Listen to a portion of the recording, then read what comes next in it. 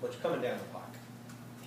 If the Bush tax cuts are just repealed as stated, tax rates will go up to as high as 39.6. Dividends will be taxed as ordinary income. There will be no more qualified dividend. And capital gains will go to 20%. Whereas now they can, like saying a minute ago, they can be as low as 0 if you structure things correctly. Now, what this does is that it drives home the need to control one's income as much as possible, and the types of income that you have.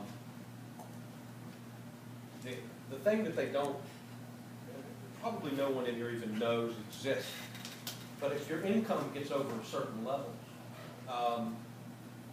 they increase what they take out of your Social Security for Medicare. That premium is a floater.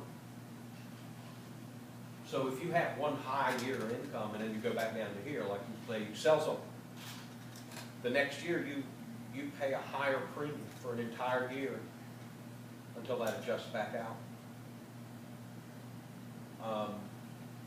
And what they're doing here is by adding the additional Medicare tax, if you have a windfall of some type that puts you over $200,000, then they're going to tax your investment income an additional 3.8% into the Social Security system.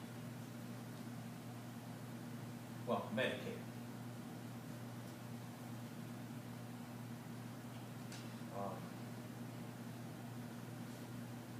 And then, as I was saying, that they should say that that's on unearned income, so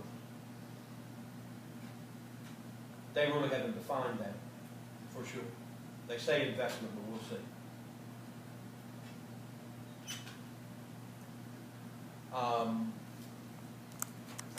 I thought I would look up something just to give you something I found rather interesting, is that the global average income tax is 31.7%. That's the global average. That includes all those high tax places. Sweden, 56%.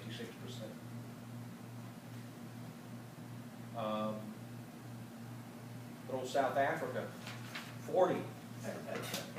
40. But the U.S. is going to be pushed up. Obviously, it'll be blended. But our rate will be similar to the global at that point. They are talking about eliminating the child credits, those additional child credits. They're even talking about having some effect on the earned income credit, which affects, I was going to say lower income, but actually it comes in as much as 40-some odd thousand from the mid-40s. You can actually get earned income credit. So you have a single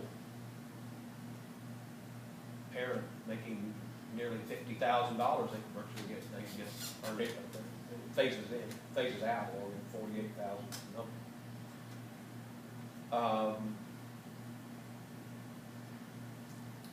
One side of the political spectrum says that they're going to leave that in place. The other side of the political spectrum says that that's going to expire. Interestingly, it's the opposite of what you would think. It's the Republican side that wants to leave it in. And if the Democrats straight up repeal, there may be some reduction in that to the lower income side of the plan.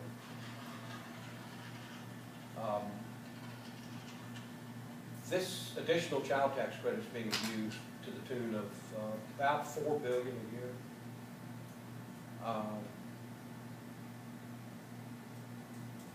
The undocumented aliens in this country are filing tax returns, fraudulent tax returns, claiming all their children back in Mexico by getting them I-10s, which is in lieu of a Social Security number. And they're getting refunds in the $14,000, $15,000 range from these tax credits. The IRS knows about it and won't do anything about it. And that amounted to over $6 billion. It's at least 4, and that's just in that particular segment of people. It is abused pretty much across the board. All you got to do is say your niece lives with you, your nephew lives with you, and these credits come across, and it's designed to help people who need the help, but it's being abused. But like I say, just in that one segment, the undocumented, it's the IRS's projections are is that that's approximately $4 billion a year just there, and they know about it, and they're not doing anything about it. This would go away if, under the new regulations, that credit will be reduced or eliminated.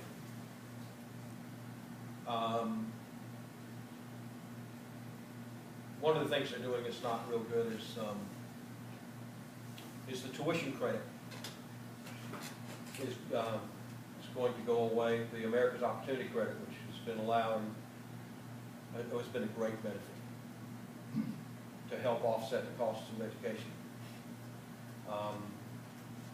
It will drop back to the way it was with the Hope Credit, and maybe a little less than that. The Hope Credit allows you a $4,000 deduction. The America's Opportunity Credit actually put $2,500 back in your pocket. It reduced your tax and gave you a refund. So it actually subsidized $2,500 worth of tuition. That's going away. Well, it was designed that way to go out just before the election, though, right? Well, it actually expires on 12/31.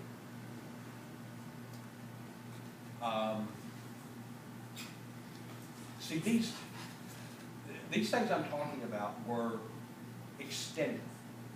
They were supposed to expire years ago, and they actually were extended. And the reason they were extended is that we had the midterm election. The Tea Party showed strength in the congressional elections. So on December 17th of 2010, they decided that they would change all rules and extend everything. So the IRS had to go in and restructure everything and redesign the forms and reprogram the computers. And they were unable to even process a tax return until Valentine's Day. And so when I tell you that none of this that I'm saying is set in stone and that it can all change at the very last second, it can. There's nothing Congress can't do. They can change a rule. They can make it retroactive. They can do whatever they want to. So tax law is maybe steered politically by who wins the presidency. But Congress is one that actually does this stuff. And the president has some influence, and it's really more a measurement of the election kind of measures what the mood of the country is and whether they want to have, they don't want these taxes to exist. We all have to understand, and we all do understand intellectually, that you cannot cut your way into solving this deficit problem. There's literally no way to cut that much out of the system. It requires a blend of cutting unnecessary things and a more even tax structure. Understand that where we're going back to is similar to Clinton-era tax rates. Now, under the final years of the Clinton era, obviously, we had a surplus and everything was wonderful. And so, will this be a destruction there is quite a bit of danger in austerity at this point. I mean, if anything, Greece should tell us, Spain should tell us, that you have to be very careful about what you do with austerity programs. The president in France is no longer president in France because he wanted to put in certain austerity programs that were not going to be acceptable to the public. So it's a very dangerous balance, which I think at the end of the day, that we will end up with some sort of a hybrid. I think the above 200,000 things, people making over $200,000 or so, I think those things will make it through the system. I understand it's all opinion. But I think there's support for that on both sides of the aisle. So this Medicare concept probably will exist, the 3.8% on what they call high-income people.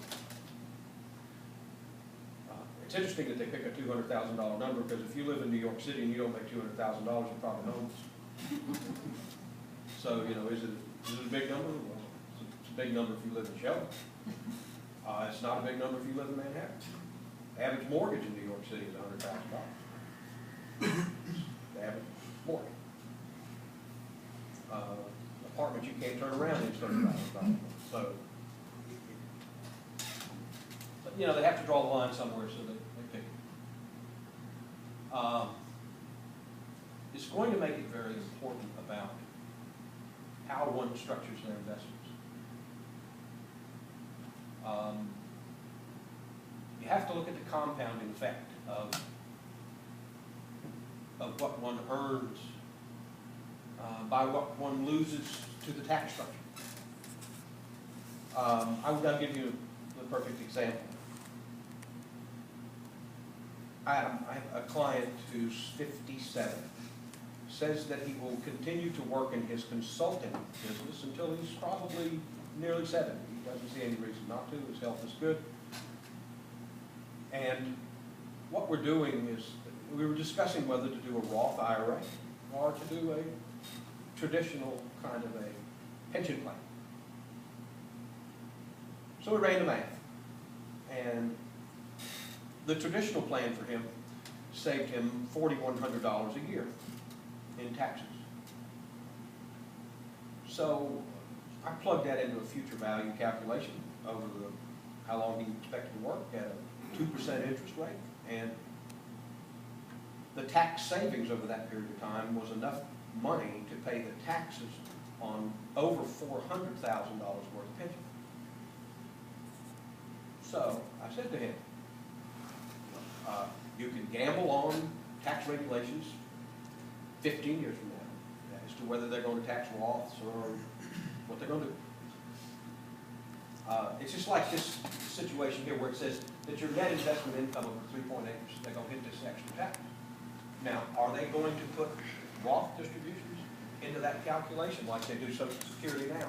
They put things into the calculation of whether you pay tax on your Social Security that are not taxable. Your tax-free municipal bonds have to be added to your income to calculate how much you're paying taxes on your Social Security, even though the bonds themselves are not taxable. So you don't know what game they're going to play with these formulas. These are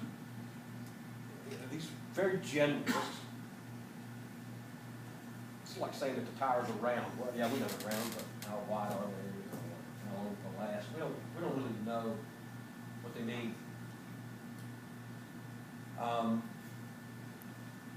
So there are strategies that one must think about. Is, you know, do I want to accumulate the wealth and save the tax now? And of course, as we move into higher tax rates, this becomes, you know, that current write-off becomes even more important, because now we could be talking about recouping 40% of that money that's put into that pension plan. So you're making 40% on your money, and you put it away, and you don't pay taxes on it until you pull it out. And you have to look at how much will that pay tax on. That way you're not held hostage by the tax regulations so much. You got the cash to pay the tax.